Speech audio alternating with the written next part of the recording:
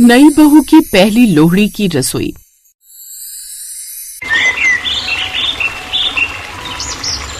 जयपुर में श्रुति नाम की एक लड़की थी जिसे घर का सारा काम आता था। उसका कॉलेज खत्म होने के बाद उसके घर वाले उसके लिए लड़का देख रहे थे, लेकिन किस्मत से कोई रिश्ता पक्का ही नहीं हो रहा था।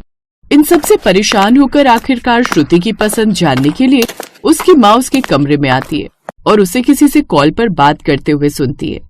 यार, तुम तो जानते हो ना कि तुम्हारे लिए आज तक मैंने कितने ही लड़के रिजेक्ट किए हैं, अलग अलग बहाने बनाकर, पर आखिर ऐसा कब तक चलेगा? और तुम पंजाबी, अब कैसे होगी शादी?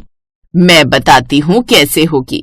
अच्छा, तो ये था वो कारण जिसके लिए तू हर लड़के को मना किया करती थी, और मैं यहाँ तेरे लिए लड़के देख देख कर थक गई थी। नहीं मम्मी, वो दोस्त था।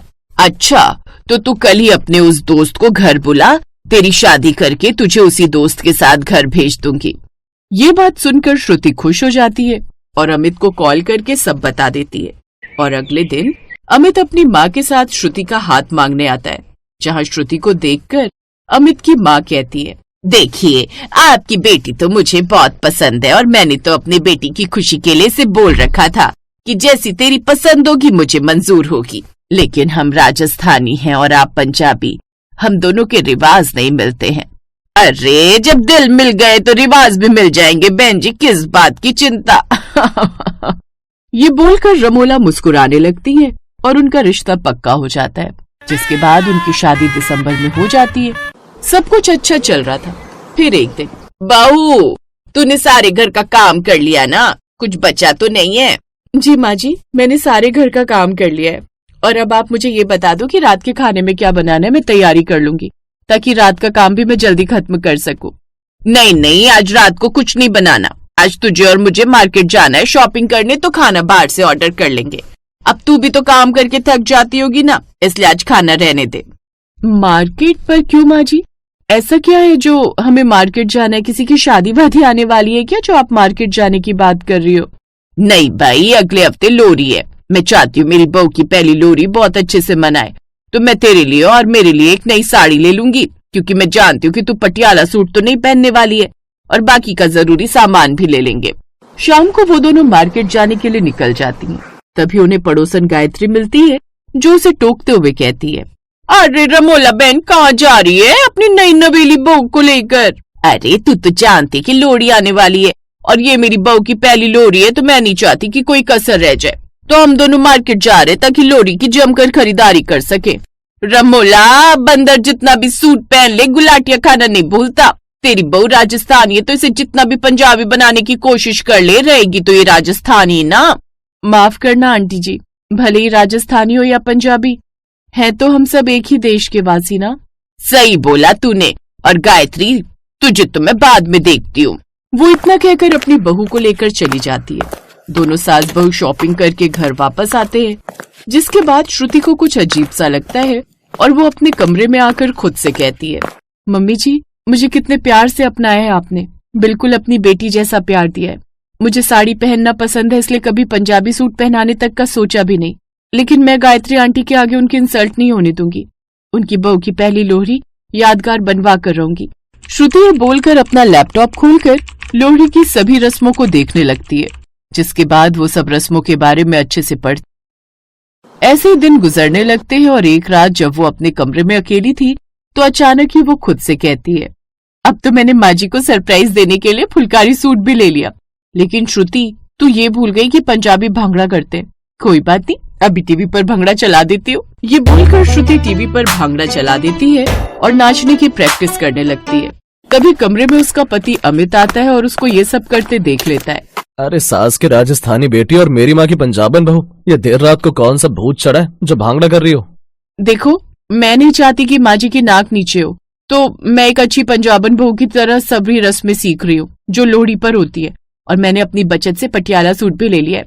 बस ये भांगड़ा रहता है जो मुझे करना ही नहीं आता। अरे, तो इसमें कौन सी बड़ी बात है, मैं तुम्हें सिखा देता हूँ। इसके बाद वो उसे भांगड़ा सिखा देता है। अरे वाह, ये तो बहुत ईजी है। जी मैडम, लेकिन कल तुम्हें इससे भी इम्पोर्टेंट काम करना है। वो क्या? वो माँ तुम्हें सुबह सब समझा देंगी। श्रुति को अपने पति की बात ठीक से समझ नहीं आती।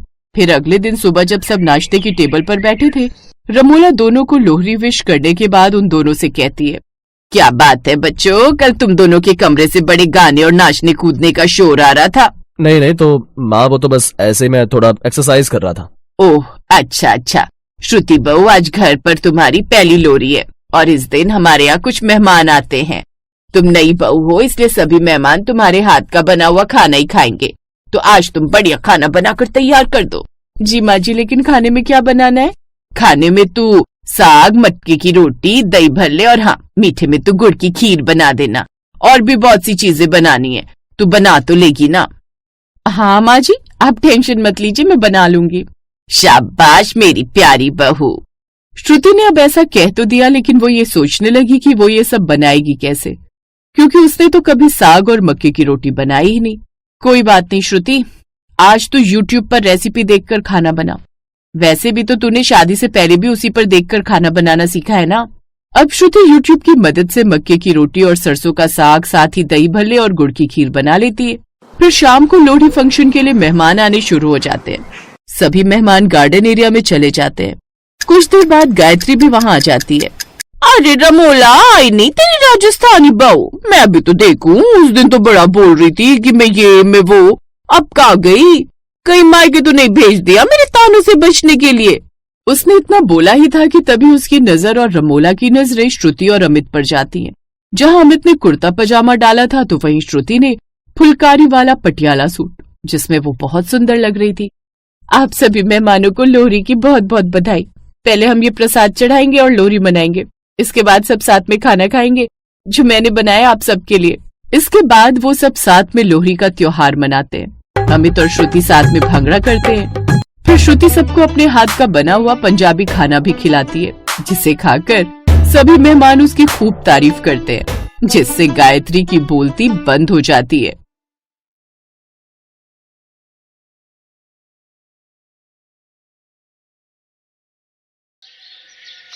तू सच कह रही है अमृता बहन? क्या वो इतने बड़े घर का रिश्ता मेरी बेटी के लिए? हाँ, तेरी सौंदर्य है इतनी खूबसूरत कि एक नजर पड़ते ही किसी को भी पसंद आ जाए। और तुझे पता है, बड़े अमीर लोग हैं वो, उनका खुद का इलेक्ट्रॉनिक सामान का बहुत बड़ा बिजनेस है। मेरे बेटे राजीव को उनके यहाँ काम करते हुए कितने साल हो गए। उन्होंने तो जैसे ही मेरे बेटे राजीव की शादी में सौंदर्य को देखा तो उसे वही पसंद कर लिया था। अब वो जल्दी तेरे घर रिश्ता लेकर आने वाले हैं। 2 दिन बाद उनके घर के सामने एक बड़ी गाड़ी आकर रुकी, जिसमें बैठकर धनराज और महिमा अपने बेटे केशव के लिए सौंदर्य का हाथ मांगने आई। मुझे बड़ी खुशी होगी अगर आपकी बेटी हमारे घर की बहू बनेगी। मैं ऐसे ही किसी पढ़ी लिखी लेकिन सीधे साधे घर की लड़की को अपनी बहू बनाना चाहता था। यहाँ तो एक कमरा भी हमारी झोपड़ी से बड़ा है। यकीन नहीं होता कि कल तक मैं जिस घर के सपने देखती थी, आज मैं वैसे ही घर में बहू बनकर आई हूँ। ये मेरा कमरा है। सच में मुझे तो रानियों जैसा महसूस हो रहा है। सौंदर्य अपनी सोच में पूरी तरह से खोई हुई थी। अरे सौंदर्य, तुम इतनी गहरी सोच में क्यों खोई हुई हो? मैंने तुम्हें कई बार पुकारा लेकिन तुमने सुना ही नहीं। तुम्हें पता है ना, कल तुम्हारी पहली रसोई की रस्म है। तुम्हें कल जल्दी उठना होगा। चलो अब सो जाओ। अगली सुबह उसकी आंख जल्दी खुल गई। वो नहा धोकर सबसे पहले किचन में पहुंची, जहां उसने देखा कि किचन सारी मॉडर्न और इलेक्ट्रॉनिक मशीनों से भरा हुआ है, जिसमें induction, juicer, mixer grinder, coffee, percolator, veg cutter, roti maker, oven, toaster, flour kneader, dish washer और साथ ही एक बड़ा अलमारी जैसा फ्रिज और चिमनी भी थी। सौंदर्य किचन को देखकर तो काफी खुश थी, लेकिन जैसे ही वो खाना बनाने को चली तो उसके एक कदम वहीं रुक गए। मुझे इलेक्ट्रॉनिक सामान का किचन मिल तो गया, लेकिन मुझे तो इनमें से किसी भी मशीन का इस्तेमाल करना ही नहीं आता। मैंने तो अपने घर पर लकड़ी का चूल्हा ही फूका है। तभी वहाँ पर उसकी सास आती है। अरे वाह बहू, तो बड़ी जल्दी उठ गई। आज तेरी समीर ससुराल में पहली रसोई है। क्या इसी वजह से तुझे नींद नहीं आई? नहीं माँ जी, ऐसी तो कोई बात नहीं है। तो फिर यहाँ रसोई में खड़े रहकर समय क्यों बर्बाद करना? अपनी पहली रसोई की रस्म शुरू कर। वैसे तुझे इलेक्ट्रॉनिक मशीन इस्तेमाल करनी आती है? क्योंकि जहाँ तक मुझे याद है, मैंने तेरी झोपड़ी के बाहर एक मिट्टी का चूल्हा देखा था। तू खाना तो बना लेगी ना? माँ जी, आज मेरी पहली रसोई है, इसलिए आज खाना मैं ही बनाऊंगी। ठीक है, तो बना ले। अब वो बिना उसकी मदद की और उसे बिना कुछ बताए ही वहाँ से चली गई। उसने फिर उन मशीनों को देखा और घबराए मन से खाना बनाने की कोशिश करने लगी। उसे कुछ भी समझ नहीं आ रहा था। तभी उसने किचन के बाहर से अपनी ननद सुहाना को जाते देखा। उसने जल्दी से आवाज लगाकर उसको वहाँ बुलाया। क्या बात है भाभी, जल्दी बताइए, मुझे देर हो रही है। वो मेरी समझ में नहीं आ रहा कि किचन में अजीब सी मशीन किस काम के लिए इस्तेमाल होती है, आप मुझे एक बार बता दो। क्या भाभी, आपको इनका इस्तेमाल करना नहीं आता? और जहाँ तक मुझे याद है आपने कॉलेज भी किया हुआ है। फिर एक ही सांस में उंगली से इशारा करते हुए उसने सारी मशीनों के नाम बताए और चली गई। ननद जी तो मुझे बस इनका नाम बताकर चली गई, लेकिन इनका इस्तेमाल कैसे करते हैं, अब मैं क्या करूँ? मेरे ख्याल से ये आटा गूंथने की मशीन है, इसमें आटा किस तरह से गूंथेगा? सौंदर्य ने फ्लोर नीडर में आटा डाला और बिना पानी डाले उसे ऑन कर दिया, जिससे मशीन तो चलने लगी लेकिन आटा नहीं गूंथ रहा था। फिर उसने याद करके पानी डाला और आटा गूंथना शुरू हो गया। मैं दूसरी मशीनों को भी चेक कर लेती हूँ, शायद यही रोटी मेकर है। इसकी बनावट भी गोल है, जल्दी से आटा गूंथ जाए फिर मैं रोटी बना लूंगी। लेकिन जैसे ही उसकी नजर आटा देखने के लिए मुड़ी तो वो बुरी तरह से घबरा गई। आटे में पानी ज्यादा होने की वजह से आटा बहुत ज्यादा पतला हो गया, वो बिल्कुल पानी बन चुका था। मैं इससे रोटियां कैसे बनाऊंगी? लेकिन मेरे पास अब कोई और चारा भी नहीं है। उसने उसी पतले आटे से रोटी बनाने की शुरुआत की, लेकिन उसे रोटी मेकर को भी ठीक से इस्तेमाल करना नहीं आता था कि तभी वहां पर महिमा आ गई। हे भगवान, मैं तो सोच रही थी कि अब तक सारा खाना बन चुका होगा, यहाँ तो रोटियां भी नहीं बनी हैं। क्यों बहू, तू अपने घर से रोटी बनाना भी सीख कर नहीं आई? चल अब दोबारा से रोटियां बना। फिर उसने सब्जी कटर से सब्जियां डाली और उसे चालू किया, लेकिन पता न होने की वजह से सारी सब्जियों का भरता बन गया। वो अब और घबरा गई। फिर ये सब देखकर वहीं काम करने वाली आई, जिसे उस मशीनों के बारे में थोड़ा बहुत पता था। उसने उसकी मदद की। भाभी, आपको खाना बनाना नहीं आता है क्या? रोटियां भी कितनी बेकार बनी है और सब्जियों का तो भरता ही बन गया है। ऐसा मत कहो, उसको शायद किचन का इलेक्ट्रॉनिक सामान इस्तेमाल करना नहीं आता होगा, उसके घर में ये सब नहीं है। हाँ, क्योंकि ये गरीब घर से जो आई है, इसके यहाँ तो चूल्हे पर खाना बनाया जाता है। मैंने इससे पूछा भी था कि ये मशीनों से खाना बना पाएगी, तो इसने हाँ कह दिया। ऐसा खाना बनाकर रख दिया जिसे कुत्ता भी मुंह ना लगाए। उसकी बात सीधा उसके दिल पर लगी। फिर अगले दिन, घबरा मत बेटी, मैं तुझे इसका सही इस्तेमाल करना सिखा दूंगा। अब उन्होंने उसे सारी मशीनों का इस्तेमाल करना सिखा दिया। खाना खाने के बाद सौंदर्या ने बर्तनों को डिशवॉशर में लगाया और पूरी रात उन्हें धुलने के लिए छोड़ दिया। फिर उसने जैसे ही डिशवॉशर से बर्तन निकाले तो उसने देखा कि बर्तन अभी भी गंदे थे। हे भगवान, क्या मैं इसे चालू करना भूल गई? लेकिन मैंने तो इसे चालू किया था। उसने देखा कि डिशवॉशर का प्लग लगा हुआ था और स्विच भी खुला हुआ था, लेकिन डिशवॉशर चल नहीं रहा था। ये देख उसने और मशीनों को भी चला कर देखा।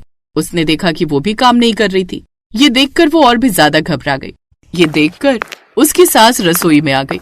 माँ जी देखिए ना, ये सारी मशीन तो काम ही नहीं कर रही है। अरे बेवकूफ, अकल बड़ी की भैंस, पूरी रात इतना तेज तूफान और बारिश आई जिससे शहर की लाइट चली गई। काफी बड़ा नुकसान हुआ, इसलिए कुछ दिन तक लाइट नहीं आएगी।